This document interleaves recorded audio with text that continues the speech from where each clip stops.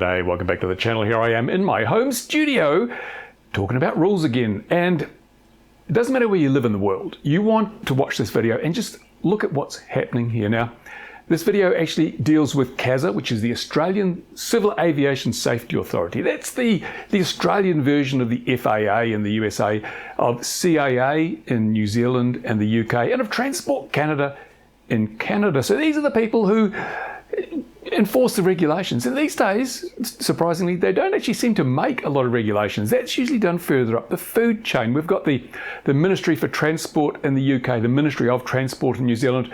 They are now making up the rules or issuing diktats to these regulators to create rules. And that's because the rules that are being created have nothing to do with safety. They have everything to do with money. Everything to do with money. And you'll see that when we look at this email and the associated documentation I received just yesterday. So in this case, we're talking specifically about Australia, but everything here applies to just about everywhere else in the world. So it doesn't matter where you are watching this video. Just keep watching because you need to see what's going on. And this just paints an even clearer picture of the fact that the regulations we're seeing serve no safety purpose. They only serve a purpose to fill pockets with money. And let's have a look at what they've said. It's quite important. This is CASA's Know Your Drone newsletter. It comes out by email periodically. I recommend if you fly model aircraft or drones in Australia, you subscribe to this, because this one's dated 10th of November. It arrived in my inbox just yesterday. I browsed through it. It's got some stuff about Google Wing. It's got some stuff about don't fly near airports. It has mentions of some of the new apps for your phone for verifying where you can fly. And it has some tips on flying near other people. Basically, don't. And then it came down to this piece, which says, have your say on proposed changes to the drone registration and operator accreditation. And this is important because previously, recreational drone users and model flyers did not have to register in Australia, although it was proposed that this would start from the 1st of March next year. Now, CASA has made some changes not only to the dates, but some of the other elements of this registration system. And it's really important that you look at these and make a submission if you think you need to make a submission. Of course, you won't be listened to. That's not how submissions work. They're a bullet point on a list. But if you don't make a submission, you can't complain when they do things you don't want them to do, because they'll say, well, you should have made a submission. So you've got to play the game, even if you know it's pointless. But you have to do that. Right. So what they do is they give you this list of changes and they point you to their website where you can download a PDF that explains in more detail exactly what they are proposing. So let's take a look at that PDF. And here it is in all its glory. It's called the Summary of Proposed Change. And it says, proposed minor amendments to the RPA and Model Aircraft Registration Scheme. Notice they don't use the word drone in here, right? There's no mention of the word drone. They say RPA and Model Aircraft. So what is an RPA? We go down to RPA and in the acronyms definition, here we go, RPA. And they say an RPA is a remotely piloted aircraft, in brackets, aircraft only. So what does that mean? What is an aircraft? They don't define aircraft. So is that a fixed wing aircraft as opposed to a multi-rotor? Is it an aircraft as opposed to, I don't know what, a tractor? This is very unclear. And this is a trait that I see a lot in bureaucracies where they want to make a change, but they don't really, and they ask for a submission, but they don't really want you to say anything. So they make it so confusing and complicated that you can't understand it. And therefore you say, oh, it's too hard, I give up. So they're obfuscating things here by not actually providing accurate definitions within this document. I think that's a shame. And that you'll find as we go through this document, they use these terms interchangeably as if they mean the same thing, which obviously they don't, or they would have just used one of those terms and used it exclusively. But let's look a bit further down the page here and see what they're talking about. Now, back in September 2020, registration and accreditation requirements were introduced for commercial operations. So if you fly a drone commercially in Australia, you have to register your drone and you have to get an accreditation to perform those operations. So it became mandatory on the 28th of January 2021. So it was first mooted in 2020, came into effect on 28th of January 2021. All very straightforward, all very simple. And those new requirements for this is for commercial operators, remember. You had to register all your drones, regardless of weight, including micro and excluded RPA. And you had to get an operator accreditation for all micro. And so everything was covered. You had to have a register every damn thing that you used. And it didn't matter whether you had tiny drones, you had to get an accreditation to show or to prove that you could fly those things. So that was simple. That's commercial, okay? And that's quite common. It's the same in America. If you're going to fly commercially, there's a higher level of accreditation required. You need a Part 107 in the USA to fly commercially. And in Australia, you have to do this thing. This has been in place since the 28th of January this year. But recreational users, you haven't had to register, although it has been planned. It has been on the cards. They've said it's coming. Be ready. So what they're saying now is registration and accreditation requirements will not apply to drones flown for sport or recreation that are, so this is the exclusions. These are the things that you won't have to register once this new recreational drone registration comes into effect. If you're flying a craft that's 250 grams or less, you will not need to register it.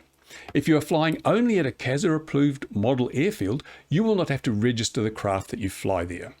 And if you operate exclusively indoors, you will not have to register those craft either. So there are some types of flying where you don't have to register. It's laid out very clearly here. And you might think, well, this is pretty standard.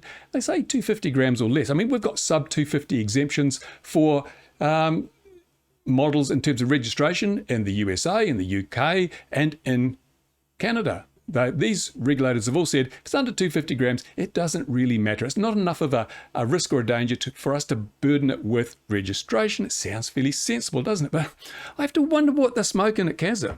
Because whereas in those other countries, a craft that is less than 250 grams does not have to be registered. In Australia, it's 250 grams or less. So if you've got a craft that weighs 250 grams, you don't have to register it in Australia, but you would have to register it in the USA, in the UK, and in Canada because it's under 250 grams in those countries, but it's 250 grams or less in Canada. Why does the 1 gram, why bother? Why not just conform with the rest of the world and say under 250 grams? Why 250 grams or less? It's like we're being different for the sake of being different, or we think that 1 gram makes all the difference in the world. Bureaucracies, what do you do with them? Anyway, that's just a tiny thing. So these are the proposed minor amendments to the registration system as it has been previously announced.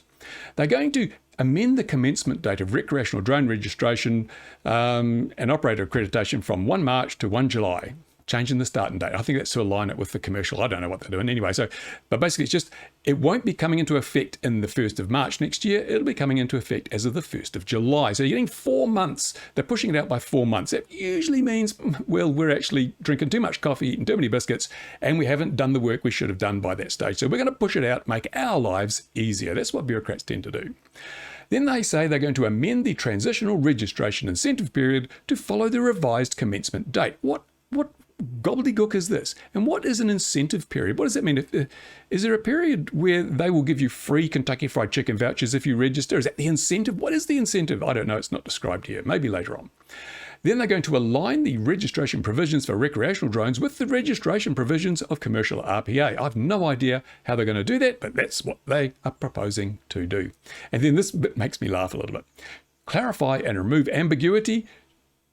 Really, have you noticed how ambiguous this document is to date with the use of RPA, drone, model aircraft seemingly interchangeably? Yeah, but they're going to clarify and remove ambiguity to reinforce that a person may not sit the operator accreditation quiz or hold a valid operator accreditation until the person is at least 16 years old, and to fly a model aircraft that weighs more than 250 grams outside of a CASA-approved flying field, you'll need an operator accreditation. So what they're saying is, I'm sorry, but if you're a 15-year-old kid who's got a passion for model aircraft and you've got a 251-gram foam model of a Piper Cub, you can't fly that at the local park because we will not let you hold a valid accreditation until you're 16. They're going to ban kids from the hobby.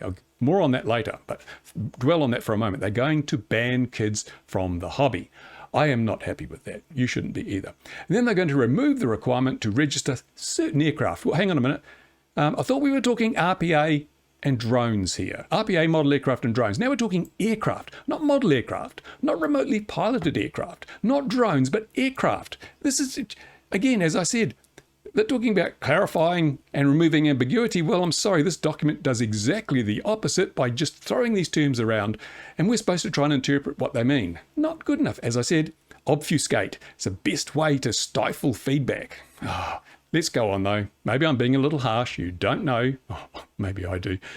So let's have a look. Now they're saying impact on industry. Now this is a key word. Look at this word here, industry, right? We're talking about recreational flying of model aircraft and drones. But the word industry has already popped up here because, as I said at the beginning of this video, it's all about the money. It's all about business. It's all about commercial interests, industry, right? And then it says impacts on the aviation and general community for each of the proposed legislative amendments are summarized as follows.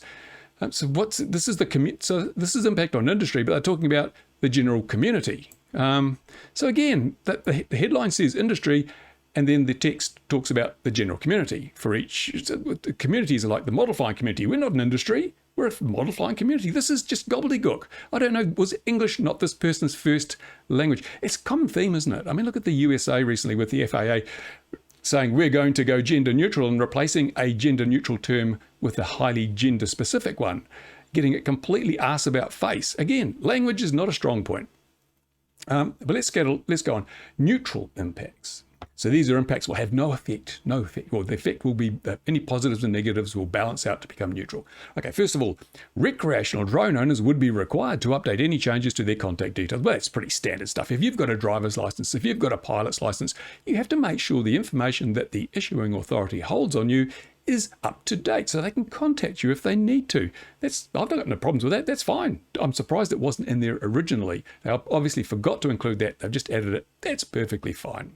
Then recreational drones. Is this model aircraft? Is it RPA, or is it now we're just talking drones? Because remember, at the top of this, we're talking drones here, right? Drones, but up the top here, they were talking about RPA and model aircraft. So what are they talking about? Again, they've just inconsistent terminology makes it very difficult for anybody to make sense of a document like this. But they're saying now recreational drones would be subject to the same 12-month registration validity periods as a commercial RPA. So RPA are not drones?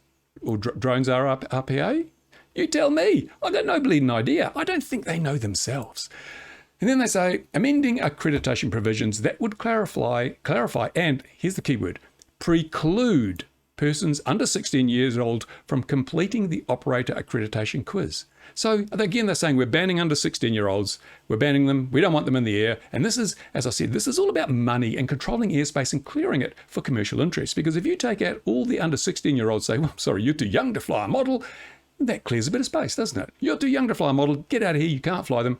So suddenly you've got fewer models, recreational flyers of models and drones using that airspace. More space for your commercial interests to do whatever the hell they want.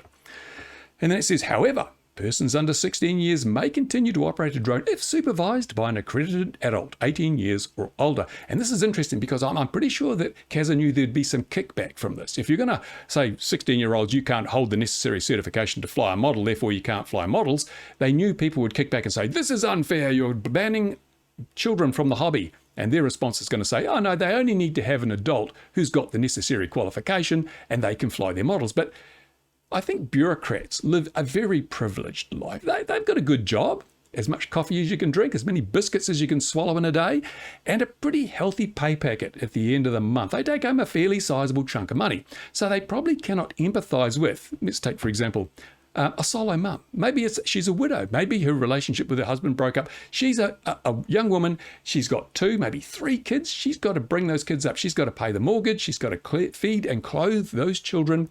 She probably works 2 jobs. She probably works during the day. Maybe she works at a supermarket during the day, and at night she's a cleaner. So her time is at a premium. She spends many of her waking hours just earning enough money to survive, right? She got little Johnny. Little Johnny is 12 years old. Little Johnny has developed a really passionate interest in model aircraft, and he's saved his pennies because he's got a part-time job. I don't know, he's delivering papers. Don't do papers anymore. Milk. I know I don't deliver milk. Anyway, he's doing something, and he's getting a little bit of a wage every week, and he saved that up, and he went out and he bought a 251-gram foam model of a Piper Cub. Now, he lives a long way from any of the certified model flying fields, and he just wants to get down the park and fly his model plane safely and enjoy himself and exercise his passion for the hobby. Now, his mother is expected to find time in her already crammed schedule to learn enough to pass this accreditation quiz, right? She needs to do that. And then she needs to take time off her jobs to go down to the park with little Johnny and watch him while he flies his little toy foam plane. That's not going to happen. I'll tell you now, that is not going to happen. The problem is that the bureaucrats who have their 2 cars and private schools for their kids, they don't understand this. Oh, easy, just have an adult go with you. They don't understand how people in the real world often live. And so this sort of exclusion here, which they will say, oh, it allows children to engage in the hobby, it's not valid. In many, many cases, it's just not valid. When I was a kid, my father had no time to spend with me. In fact, I don't think he ever came flying model aircraft with me at all. Never came to the schoolyard with me when I took my free flight model down there or my control line model down. Never came when I was 8, 9 years old doing this sort of thing. And he never would have had time to learn enough to pass a quiz on what I was doing. So I would have been barred from the hobby, never developed the passion that I've got. And it's important that we recognize that the earlier this passion develops, the stronger it becomes and the more long-lived it becomes. Now, there are so many people who have been figureheads in aviation and even space. We've got Neil Armstrong was a passionate modeler, and he ended up being the first man to walk on the moon. He developed that passion at a very early age. If that had been suppressed by regulators saying, oh, I'm sorry, you're too young to fly a model, do you think he would have gone on to do what he's doing or had done? I don't think he would have. So you cannot squash this enthusiasm by saying, I'm sorry, until you are 16, you may not fly a model aircraft or a drone. That is unreasonable. But it's a very convenient way to clear some of the existing users out of the 0 to 400-foot airspace, and that's all that's happening here. Usually the regulators say, "Oh, we share your passion for the hobby, and we're quite keen to support the hobby." It is all bullshit now. They're utter bullshit. They just want to clear the space. Denying kids the right to fly their models in the local park is outrageous. You cannot allow this, Australians. Now, if you guys who are in the hobby do not march in the streets to protest this, then I'm at a loss to where the hobby's going to go in Australia. You cannot ban kids from the hobby. It's stupid. It can't be done. Anyway, but that's what they're planning to do. So let's look at the positive impacts. Now, those were the neutral impacts, right? This is the positive impacts of these proposed changes. First of all, amending the legislated commencement date for recreational drone registration and operator accreditation from 1 March to 1 July would delay the requirement to register and seek operator accreditation. Now, that seemed to be a positive impact. So if you think about this, what they're saying is, well, we're putting something off for 4 months. That's a positive thing. So you would naturally assume, well, whatever they're putting off is negative. If you can put off, because if it was a positive thing, then putting it off wouldn't be positive at all. It would be negative. But because they're saying this is positive, then what they're putting off must be negative. So they're saying this registration and accreditation is a really bad thing. And they're right. It is a damn bad thing. They've basically admitted that this whole scheme is really bad and that the fact that we can put it off for 4 months is really good. It's a positive thing. Do you know what you're saying, Kazza? Do you realise you've put your foot in your mouth? It's gone so far down your throat, you can tickle your bum with your toes. That's how bad this is. Terrible. And then they've got amending the transitional registration incentive period to follow the revised commencement date will provide operators with an incentive to register their recreational drone early in exchange for an extended period of their first registration term, which is normally 12 months.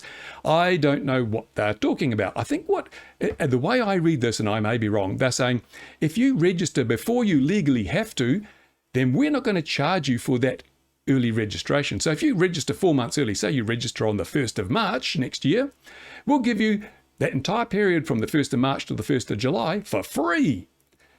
And then we'll charge you for the 12 months that follow. And I'm thinking, why would you do that? There's not an incentive. Why don't you just wait until the 1st of July when you legally have to register before you register? It's the same outcome. There's no incentive to register early if that is what the incentive is. Now, if it's free Kentucky Fried Chicken vouchers, that's a different story, but I don't think it will be, because if there were any free Kentucky Fried Chicken vouchers going around, you can bet Kaz's staff would be lined up down the corner at the Colonel's shop eating their hearts out.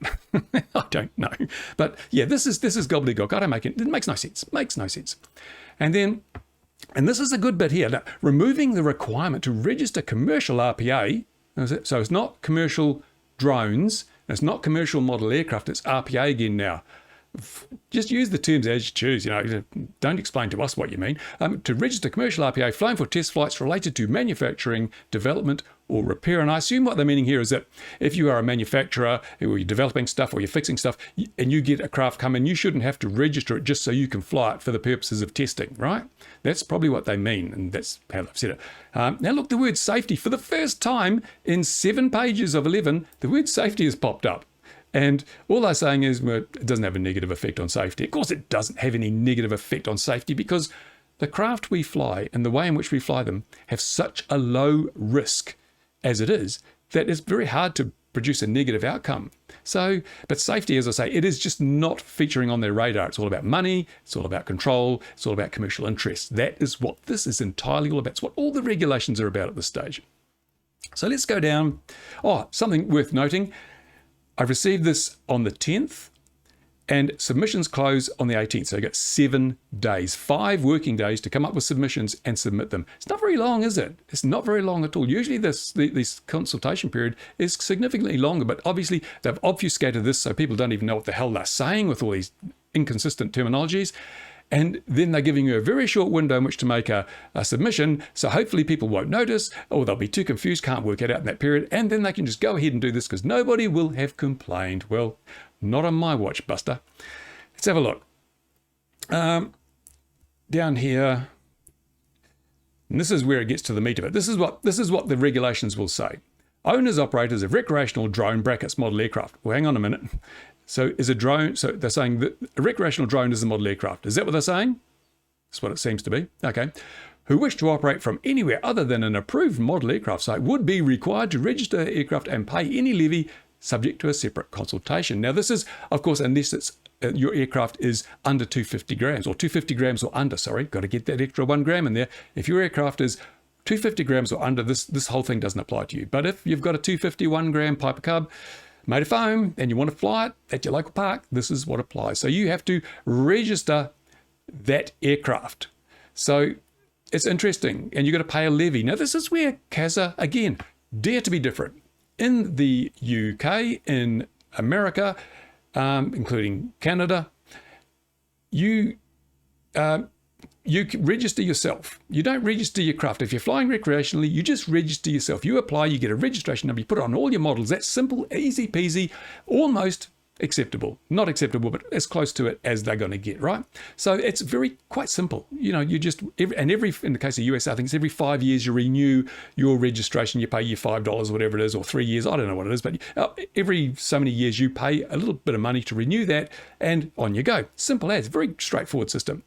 Australia dares to be different. Not only the 1 gram difference in terms of the threshold for registration, but what they want to do is, they want you to register every single one of your drones that weighs more than 250 grams and is not going to be flown exclusively either indoors or at an approved flying field. So if you've got, 20 models that you fly down the park that all weigh more than 250 grams, you're going to have to register 20 times. Each model will have to be registered individually, and you will have to pay any required levy, and the levy will be subject to a separate consultation. Now, the cost of processing such a registration of each craft is going to be at least $5. So you're probably looking at $5 to $10 per model to register, $5 to $10 per drone. Now, if you just got a DJI Mavic you want to do the occasional thing at the beach with, not a problem. But if you're a dyed-in-the-wool modeler and you've got 20 or 30 fixed wing and perhaps freestyle drones and things you want to fly in the parks and public spaces, well, then it could be a pretty big sum. If they charge $10 a model, you got 20 models, it's $200. And remember, every year, not just $200 a year, it's a tax. It's a tax on the hobby.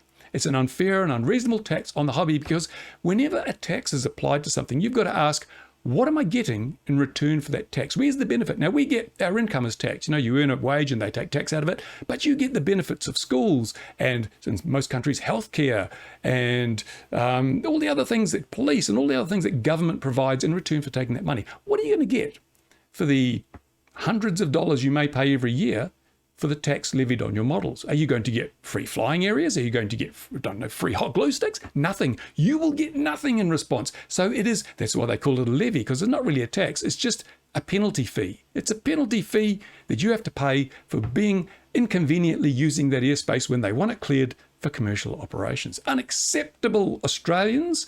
You want this kicked to the curb, really kicked to the curb.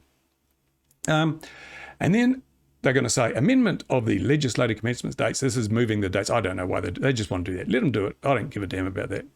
And then, of course, this is the other kicker. Amendment would clarify and prevent persons under 16 years of age completing the RPA or model aircraft accreditation course. So this is the banning kids from the hobby bit. Banning kids from the hobby. And again, now we're talking about, what are we talking about? Model aircraft operator, model aircraft. So RPA or model aircraft. What about drones? Well, I don't see mention of drones in here now, but we did have up here, you want drones. Drones, this is drones and model aircraft, but down here we have RPA, and it's like, where is it? I've lost the piece now. Here we go. Here we have RPA or model aircraft. The terminology is completely inconsistent. It makes for a very difficult to read and interpret document, which is, of course, as we know, the goal of doing it this way. Oh, goodness me. So we have, and this is a good bit though. This to me sounds a little interesting. Removing the registration requirements for certain aircraft. Hang on a minute. Are we talking drones? Are we talking model aircraft? Are we talking RPA? No, now we're talking aircraft. So is this full-size aircraft, I would assume, because it's not a drone, or they'd have said drone. It's not an RPA, or they'd have said RPA. It's not a model aircraft, or they would have said model aircraft. No, aircraft. So what the hell's it got, what's it doing in this document? This isn't about aircraft as such, but we know what they're doing. Anyway, let's say, so certain aircraft flown for test flights in relation to manufacturing, development, and repair. So this is basically, as I said, if someone's repaired something and they're testing it for the customer, they can fly it, even if it's not registered, because that customer is, for example, let's say you're a complete ninny and you don't fix your own models. You've crashed your 251 gram Piper Cub. You take it into the model shop, and the model shop says, okay, we can fix that. It'll cost you $5 and we'll put a new wing on it or something. So they put a new wing on it, and then they say, well, we need to test fly this.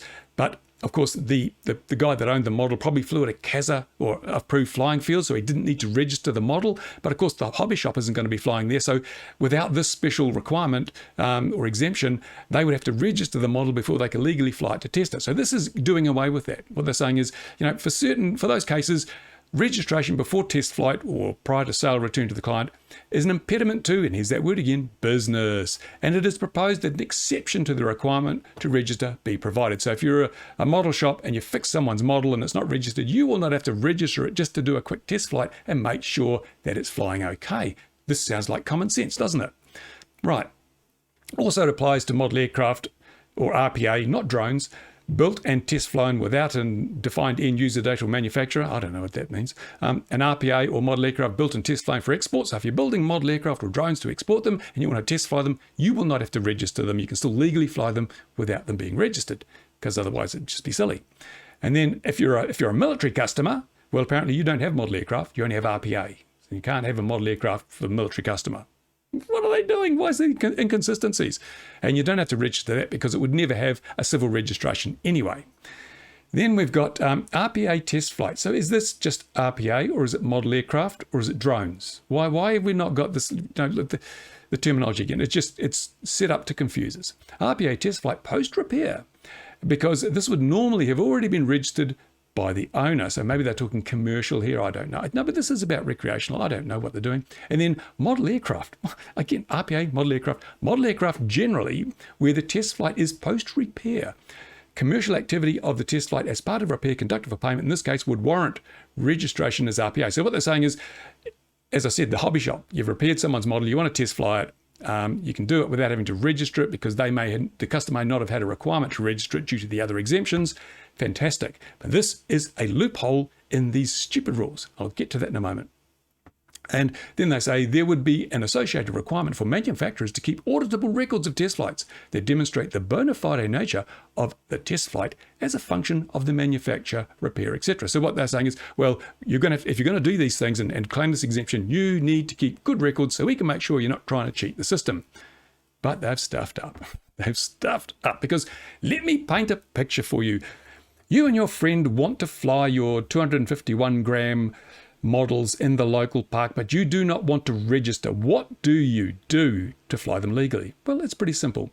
You give your model to your friend, and your friend gives his model to you. So now you are the owner of his model, and he is the owner of your model. Then you bend each of you bends the wingtips on these little foam models, bends it, and say, oh my goodness, my model is damaged. Here, can you please repair my model? So you hand the model that you have to your friend, and he hands the model that he has to you to repair. You straighten the wingtip with your fingers if need be, and then say, I have just repaired your model. I will need to test fly it under section 5 here, which is D5.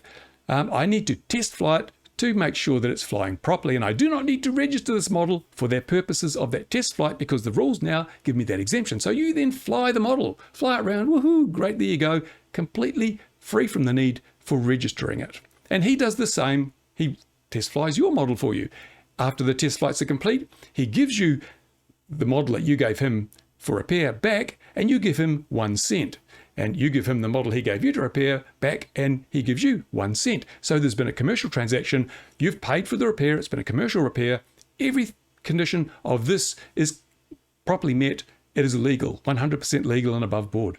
And you might say, but oh, hang on, you'd have to keep records because it says down here the need to keep records. It says there's an associated requirement for manufacturers to keep auditable records of test flights. So you'd have to go through paperwork and write stuff down. No, you wouldn't, because if you look carefully, it says there would be an associated requirement for manufacturers, not for repair agents, just for people who are manufacturing models. Now, you didn't manufacture the little foam models that you've just repaired. You're only fixing them, so you do not need to keep records. You can do this all day long. It is 100% legal. It is when bureaucrats make ridiculous, overreaching regulations like this, they always leave holes. Now, of course, now that I've mentioned this, they'll fix this up, but there will be other holes that you can use to fight back against this kind of ridiculous regulatory overreach. That's why I'm here, to pick holes in the crap these people throw at us. So but I'm not going to, this little bit more, nothing much else to talk about. So basically, let's sum up what we're talking about here. Australians are going to have to register their model aircraft and their drones unless they qualify under certain things. So if you're a CASA member of a model club, and you fly your models at a CASA approved flying field, well, you don't have to register, that's fine.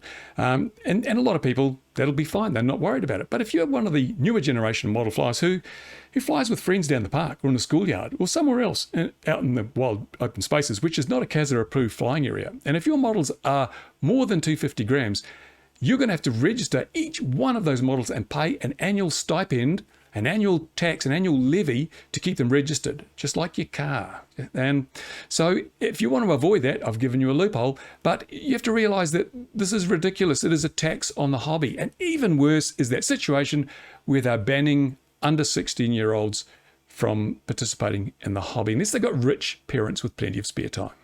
Unbelievable. Unbelievable. So you guys, I hope you've incensed enough to do something about this, because I make these videos. I tell people this crap's going down. I warn people that, this is thin end of the wedge. Things are going to get worse. And people go, oh, it's fine. It's only a couple of dollars, And before you know it, we'll be gone, totally gone. And one of the first aspects of that is stopping the inflow of new enthusiasts to the hobby by banning the under 16-year-olds. If you stop people from under 16-year-old or people less than 16 years old from flying model aircraft on their own in schoolyards and parks, then you are cutting off the lifeblood of the hobby. There will be no new entrants into the hobby, or only a tiny percentage of what we see now, and the hobby will atrophy over time. It will die out. Exactly what the people making these regulations are trying to achieve, because this airspace is now very valuable. It can be sold to the highest bidder. It puts money in the pockets of governments, and governments love having lots of money, because how else do you think they buy all that coffee and scones and biscuits down at CASA headquarters and in the halls of power? Those biscuits, those cups of tea and coffee, they don't come from nowhere. They have to be paid for somehow. So let's tax the hobbyists with their models. Unbelievable. There you go. Do you disagree with me? Have I got this wrong? I've been pretty right all the way along, right from the first time registration was mooted. I said, this is going to end badly, and it's increasingly ending badly. So go down to the comments. Tell me off if I've got it wrong. If I'm just scaremongering, tell me that. I mean, I'm not right. I'm not always right, but I like to get the discussion going. So please weigh in. And even if you're not from Australia, as I say, this is still going to affect you. These regulators, they have the same goals. Clear the airspace of recreational model flyers and drone flyers so that the businesses can move in. They can charge them large amounts of money for the use of that space. So go down, tell me what you think. There you go. Do you find these videos useful? If you do, give it a thumbs up because, I'm keen to make more of them if you want me to make them. And thank you to my Patreon supporters. I always thank you because you are the lifeblood of this channel. You give me the time to do the research, to pull these things to pieces, to warn people about what's happening, because a lot of people just can't see the wood for the trees. I've been dealing with bureaucracies and politicians and regulators for decades. I know how they work. I know what steps they're going to take. I know where this is headed. And I know that unless we act, they'll get exactly what they want. And this hobby, just be a memory, an entry in a history book. Thanks for watching. Bye for now. Overregulation is like a tumor. It's killing a hobby. It must be terminated. Now!